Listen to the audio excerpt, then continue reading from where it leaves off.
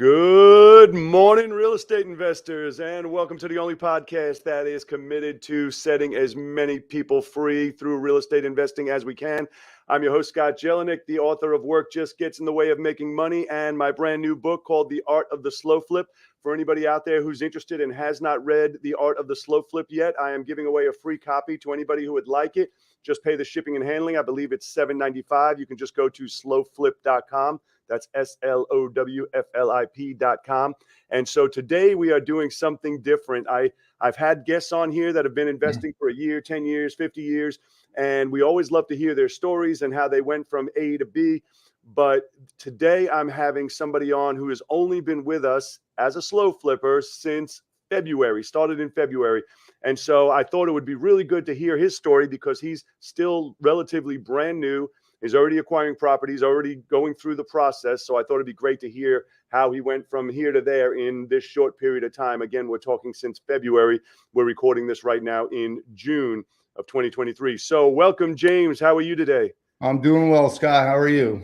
I am fantastic. I Awesome. thank you very much for coming on. I've been looking Anytime. forward to having you on. So you just started with us. Well, before we even get into starting, I want to hear what's your background. Do you have a real estate background, anything prior to joining with us? And what is your background in general?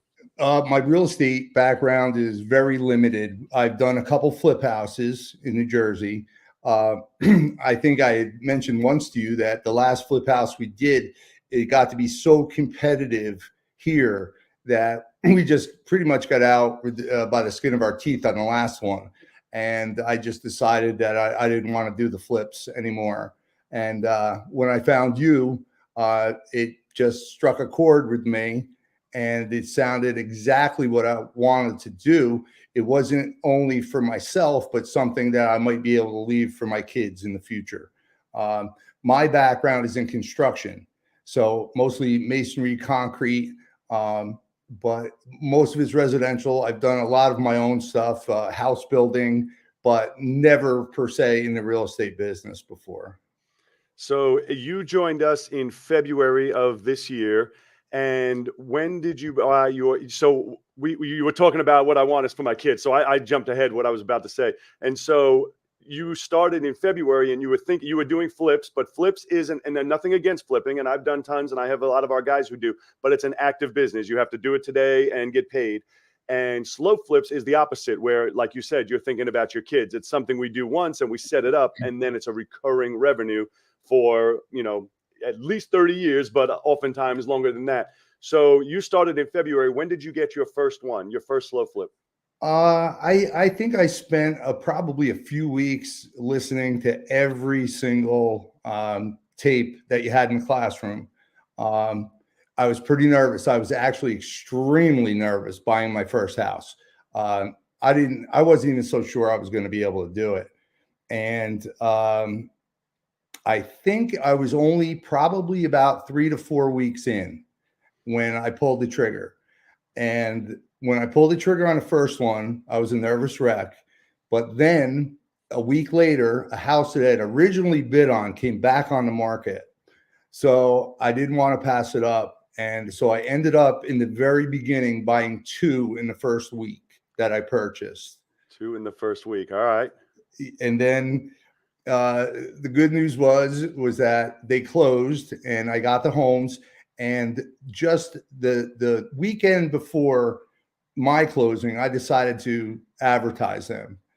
And it was pretty much a mistake because I had a lot of people wanting to go to the homes and see them, and I actually didn't own them. And I didn't have a lockbox on them yet. So I was trying to save the information and get back to people. So lesson I learned there was to actually own the house before I listed it. Right. But so I had really good success in the beginning, and I was able to get rid of those first 2 houses in a week. Actually, it was a weekend. So James, if you wouldn't mind, do you mind sharing the numbers on those first 2 houses, what you paid for them, what you sold them for, and how the process went? The first house was strictly with the base numbers that we always use. I paid $30,000. $3,000 down, $875 a month. The first guy that walked in it bought it. Wow. And the second house I paid $35 for, and that was a duplex. And I paid $35 for that, got $4,000 down, $975 a month. 30 years. And a So sales I think price that of? was in the 90 something thousand. I can't recall. So James, now I love this, and these are the numbers that I love, and they make the hair on my arm stand up when I hear slow flip numbers. I love it. But you live in New Jersey. Yeah. So I wanted to touch on that for a second, because some people that talk to us about joining the Freedom Accelerator program, or even not joining and just doing slow flips on their own, the first thing that I'll hear out of their mouth is, yeah, that's bull. You can't buy a house in these Yeah. prices. And I know, and they're right in certain areas where you live, but you live in New Jersey. So you didn't touch on where are these houses and how did you come about them and how are you handling it without being there? Well, I remember watching one of your videos. I think it was the one where I actually joined up. But when I heard the $30,000 houses, I'm like, oh, there's the catch. There's the catch. It sounded too good to be true. There are no $30,000 houses. There's not even $30,000 lots. Right. So where are they? And sure enough, when I started searching where you guys, talk about out in the Midwest, I just saw them and I was in awe, because how can they sell this house for 30? And being in the building business a little bit in construction, I'm like, there has to be $50,000 or $60,000 in material in these houses. Right. But for what reason or another, they're there. And I was shocked, but they are there, and there's lots of them. And so have you ever been out there? Have you seen your houses? Or I've not been out there. No, I have not been out there. I have not seen one of my houses. Photos, a couple videos, which is, I had trouble with one, which was a little bit misrepresented to me, but that's part of the learning process. I look at it. So now I'm going to want some more detailed videos. I remember I just bought one in Peoria, and they went around the whole front of the house. They went around the inside of the house. And I remember the one story you told about, you bought it and then you went to the back of the house and it was gone. Right. So the realtor said, can you go back? And she goes, absolutely, I'll go back. And she goes, what do you want to see? And I said, the back of the house. That's really the only thing I want to see, is the back of the house. And she thought it was odd, but I remember your story. So she went around the back of the house and we got the video, and I made an offer on it. I think it was last Monday, and they accepted it on Tuesday. And here we are. I think we're closed next week. Okay. So now how many slow flips do you have now?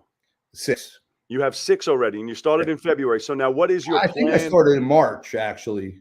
Okay. I thought it was February, but maybe it was March. You would know better than I would. So what is your plan? What is your goal? Do you have a future vision, a number that you're setting out to achieve? I look at myself kind of like you. I don't want to put a limit on it. I think I would love, I know originally you had always spoke about the most common number for someone to be comfortable with would be the 10,000 a month. Right. That's a good number, but I would like to be a little bit higher than that. So I would like to end up somewhere in the 40 to 50 house range. It's a constant looking for the private lenders, but I do have a couple that we're working with that are pretty promising. I still have a couple left with my current investor. And if the private investment money keeps coming through, that's probably where I'd like to be at, is 40 to 50. But then who knows? I think the way I look at it is, once I start every week, I get something else automated. And so now I have my tenant portal. So they're all in there. They're getting their notices. So that's one thing off my plate. I'm learning more about how to deal with the realtors and the closings and the videos. So that's becoming easier. So every week it becomes easier. So I think as time goes on, I'd like to be as hands-off as possible. But just be the bank. So I think only time is going to tell where I want to end up. Right. I love it. And and I tell you this in training and in the classes, but you're going to find out raising the private money is going to get easier and easier and easier as well, especially because you're going to have now a track record. So when you're meeting someone new and they're saying the same thing you thought before you started, where are you getting a house for 30,000? And you could show them an actual house and an actual sales price and an actual monthly recurring revenue you've been getting for a year, it's going to open up their eyes to the reality that this isn't just a concept, but you are doing it, and lenders are making good money on it. You're making good money. Your buyers are happy. They have the home, and everybody wins. It's funny how the reactions that you get, because some people, a lot of people just don't even, it doesn't even click to them. And then other people, like my investor now, my current investor, it took me all of about 20 minutes to convince him to invest. And he went through it. It clicked with him immediately. I have family members who I've asked, and they just told me to leave the room. Yeah, but I'll tell you when that'll change, James. When Right. When your lifestyle is all of a sudden the money coming in supersedes your lifestyle, and all of a sudden, Right. like, how come he hardly ever works anymore? How could he afford to go away for a month at a time? How could he? And all of a sudden, they're going to be like, tell me more about this slow flip thing you've been working on. One of our private investors, who my investor and myself were trying to get to be a private investor. He actually just got back to us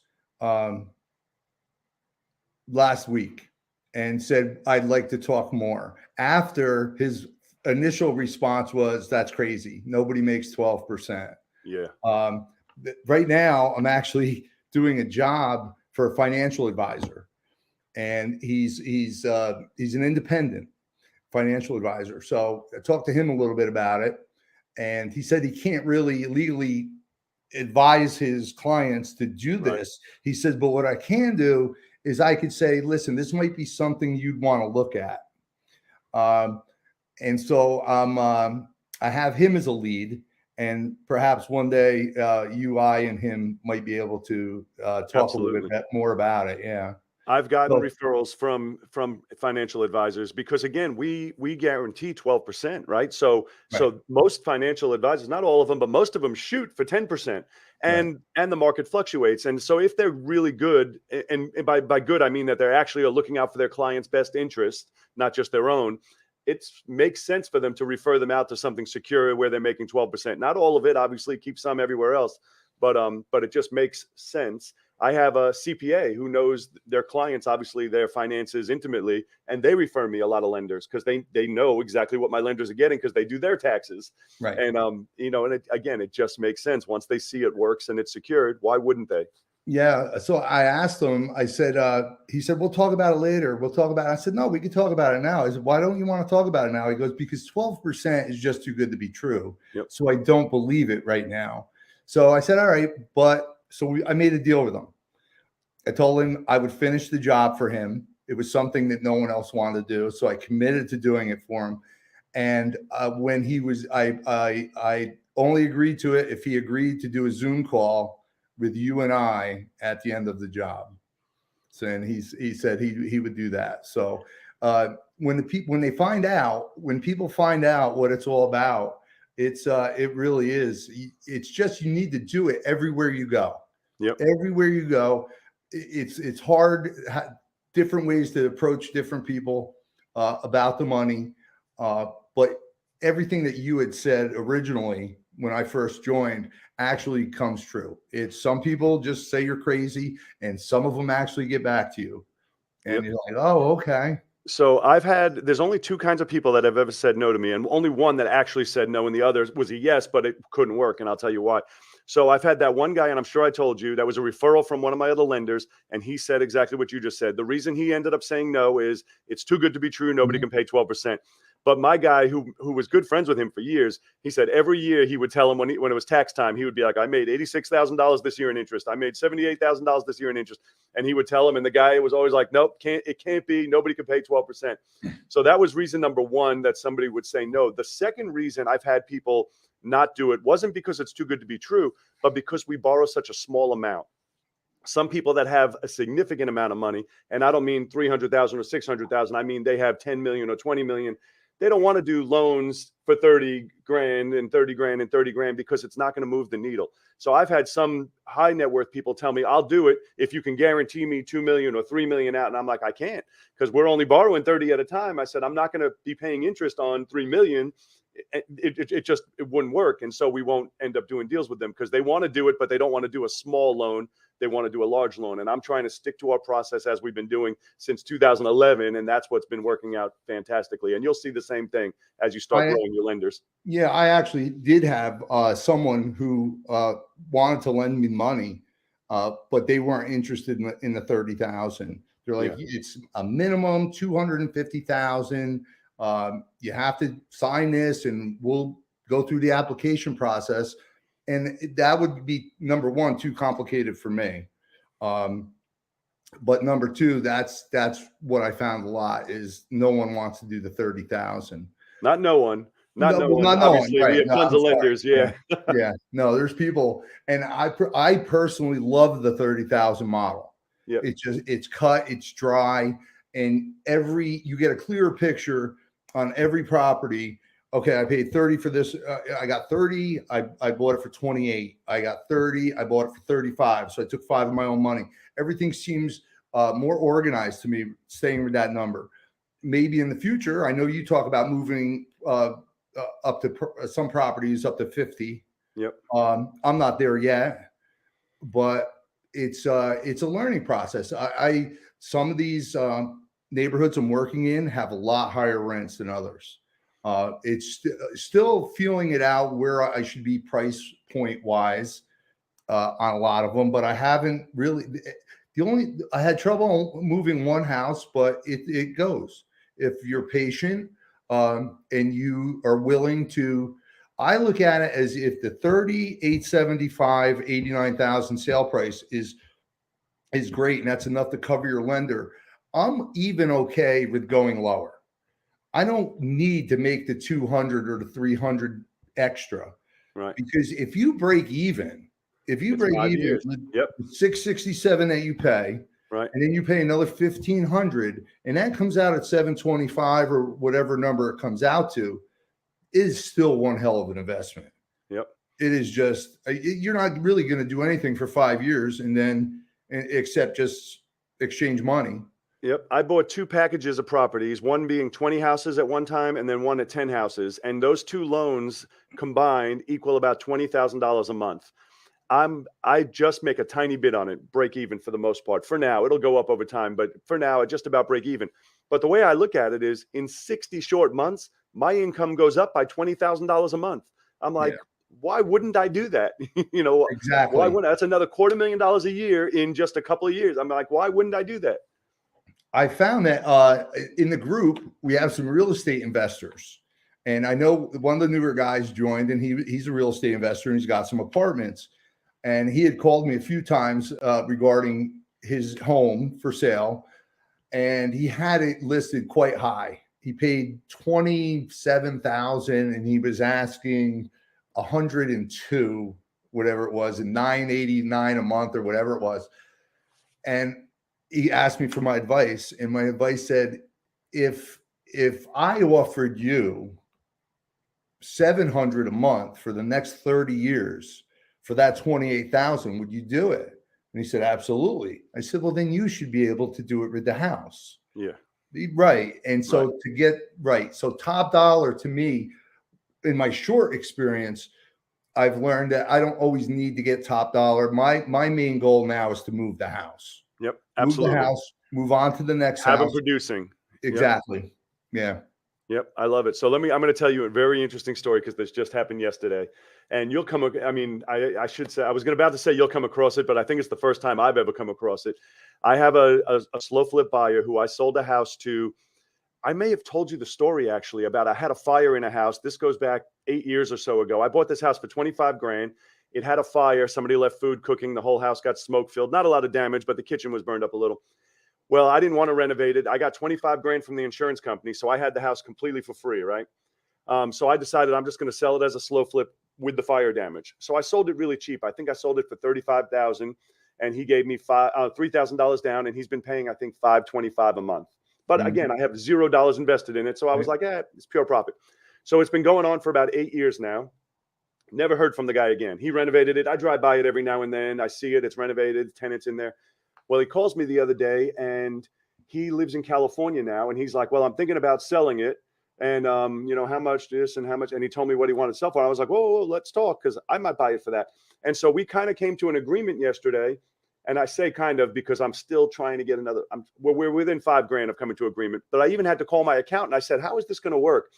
I own the property. The deed's in my name, and I'm going to give him $30,000 because above what he owes me. So I'm going to give him $30,000 just to leave because I already own it. So it's not like I'm buying a contract. I'm not like I'm buying a house. I already own the house, but he's only paying me $500, and it'll bring in like $1,300 a month now." So my CPA said, we're going to call it a contract cancellation fee. And so this way, because I have to show what am I giving this guy the money for? And it feels so weird to me, though, that I'm paying basically a tenant buyer. I'm paying him $30,000. But it's still a good deal. I look at it, the way I looked at it is what you just said, James, before. That's what made me think of telling you this story. I looked at it as if the house was on the market right now for that price, would I pay it? And I'm like, without thinking twice. So I said, so why am I thinking twice then? Let's just go ahead and do it. Yeah, that's one of the things I've learned in the short few months that I've been here is you don't need it, no matter what happens, even in the worst case scenario, it's such a great investment. Yeah. In the worst case. And I've had some worst case scenarios. They all end up being profitable in the end. Because in the worst case scenario, you might say to yourself today, boy, I had a house that was similar to that house, and I got $875 a month for that house. And you might say to yourself, this house is similar, but I only ended up getting $750. So you feel like it might not be a good deal. But in 5 years, that is a hell of a deal. And you just do the math on its own. I have one guy who's paying me $5 something, and I know I could get probably $1,200 for that house now, but he's been with me for years and years and years. But he paid off the entire house. I bought that house for like $16,000, and he's been paying for years. He paid off the entire house. I have $0 invested. So I'm like, so yeah, but he's getting a great deal, but I want him to get a great deal. That's the whole reason this business works is everybody has to win. Be happy. Everybody has to win. It can't just be us. It can't just be the lender. It can't just be the buyer. Everybody has to win. Yeah. So when he's writing that $500 check every month, he's happy as a clam. Exactly. And he's sending it to you, and you're happy to get it. Yep. Right. So you preach that in the beginning is everyone needs to make money. Everyone needs to be happy. And that kind of stuck with me. It served me well so far because there were 2 houses that I sold for less, but I'm still not losing money. Right. And in 5 years, I'm making a lot of money. And this is what's crazy. You say sold for less, and mind you, I don't know your numbers, but why don't you tell me? So you bought it for how much and ended up selling it for how much? Well, I had one that I really did well on, but the number was smaller. So I paid $17 for one, and I ended up at $625 a month for this one for 17, but it ended up at a $71,000 price. So I love this. I love this, James, because you're like, oh, and I had this one I had to sell for less. I paid $17,000 and sold it for 71. Right. And I'm like, oh, and that was my loser. I had to sell it for less. That's great. Well, it was crazy because the market rent in the neighborhood was in the higher sevens. So I felt, but that's what I came to the realization is after I lowered the price and I started to get more interest in it, I'm like, I still got 4.5 times or whatever it turned out to be more than what I paid for the house. And that's without including the interest. Right. Exactly. Yeah. And I don't know if you remember me telling you, but he decided to move in the day he sent me pictures the other day. He's got a brand new refrigerator, brand new stove, took out all the outlets, replaced the electrical. So he's really doing a good job on the house. And that is why this business works, because now he has pride of ownership. It's his home. Yep. You're not the landlord. You're just the bank. You're just collecting your monthly payment. And that is what I love about this whole business. Yeah. And the one that I have on the market now is going to be, this was the one that I was misled on, which is still on the market, which I paid $25 for. And I'm in the mid sevens, and I'm probably going to end up dropping that down. And like we just spoke about, I'm probably going to look on what this house is actually costing me, and probably get to a break-even point on this one because I need to move forward. Yep, the premise is break-even. I always teach break-even for 5 years and then be free forever. There's a saying I love, James, and it says if you do what's hard, your life will be easy. If you do what's easy, your life will be hard. Right. And I always tell people that. I said, we have 2 paths. take the hard one and your life will be easy. And that's exactly what you're doing.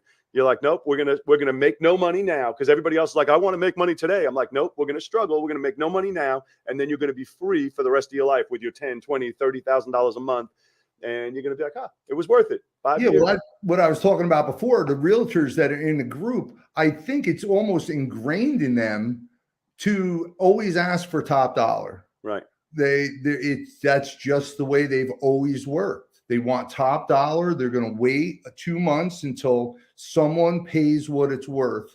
And with the analogy I gave you is, if somebody gave you this, would you take that? And it's like, you can answer that instantly.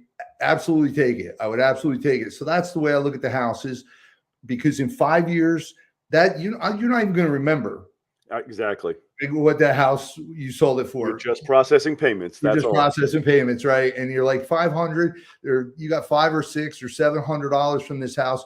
You're not going to. All you know is that you paid off your lender, and this $650 or $750 or $850 is coming to your mailbox every month. Yep, and so, that's where I'm at with pricing now. Yep, I agree with you 1,000%. I'm always a long-term thinker. I'm always like, even I was telling you about those deals, that's $20,000 a month. I said, people are like, why'd you do a deal? You don't make any money. I said, but in 5 years, I make another $20,000 a month. It's worth it. It's worth it. 5 years is like nothing. When you're 20 years old, 5 years is a lifetime, right? But I'm 49 now. 5 years is nothing. 5 years just flips on by. So I'm like, yeah, why wouldn't I do that? And rock and roll. So I'm going to let you go, James, but I want to ask you a final question. So if somebody was listening right now and they were thinking about getting into slow flips, or maybe thinking this is a path they want to go down, what advice would you give to somebody, even though you're only 3-4 months in now? What advice would you give to somebody who was thinking about getting involved in slow flips as their business? Other than joining you, which to me is priceless. I actually brought it up to my investor. We talked about what levels, how I work up in the levels in the group. And I said, I don't know what level I'm at, level 5 or something. And at level 8, you actually have maybe get your money back or whatever. I said, at this point, I wouldn't even take it. I would not even take it. So I would follow you.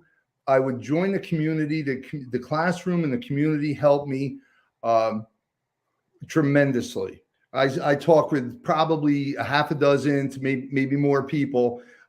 They solved a lot of problems together.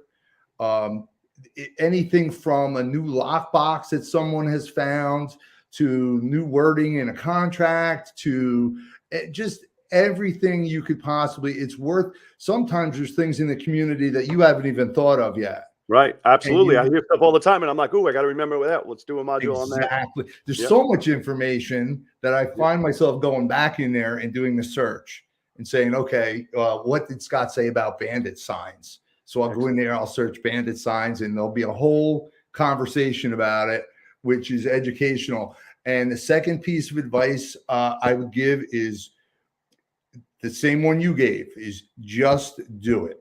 Just do it. It's not, to most people, it's not life-changing money. If you can get an investor for the 30, that is great. That seems to be a hurdle that a lot of people have, but it's definitely not unsurmountable. If you ask enough people and you start to learn and educate yourself on how to present it to people, you'll get your fair amount of rejection, but sooner or later, you're going to find some people, you'll build a track record. And my advice is, like we had said in the beginning of the podcast, is I was a nervous wreck. But I knew that once I got the first one, I would be fine. And that's exactly, I know Mike Barnes always talks about, he says, I'm scared to death every house I buy. Still to this day, I can't sleep. And I'm like, I close it on a house in the morning and I sleep like a baby. I'm comfortable with it now, but that's only because I did do the first one. And that'd be the second piece of advice, is join a group and buy your first house. That's really the only way you really learn it, because you run into a lot of different issues and you can listen to it on all the tapes, but until it's so much information, it's almost impossible to absorb it all. So sometimes even this week, I was like, I don't know what exactly Scott wrote on those bandit signs, and I'm sending some bandit signs out to Illinois. I have to go back and look at the tape. Huh? Right. So I went back and looked at the tape, but once I did the first ones, learned a lot, and I still learn on every one, as you still learn on 170 something. Yep, absolutely. I hear you on the meeting say, I didn't know that. I'm always Right. learning. That's why I love being parts of the groups, because we all learn from each other. Yep, absolutely. That'd be my advice. All right, James. Well, I want to thank you a million times over for coming on today. I feel like really valuable because, again, you're still really new and rocking and rolling with it. And so I'd love to have your insights on how it goes. And again, thank you for the compliment on enjoying the group so much, because I appreciate that, because I'm always wondering, is everybody getting their full value out of it? And I hear a lot of good feedback, priceless. so I appreciate that. It's priceless. All right. Well, I'm going to let you go. You have a fantastic day, James. Thank you for coming on, and enjoy your New Jersey sunshine. I think the weather's nice today, finally. Not too bad. A little cool, but we're okay. All right. Well, you have a great day. Yeah. Happy Father's Day, Scott. Oh, thank you. And do something today your future self is going to thank you for. I will see you soon. Too.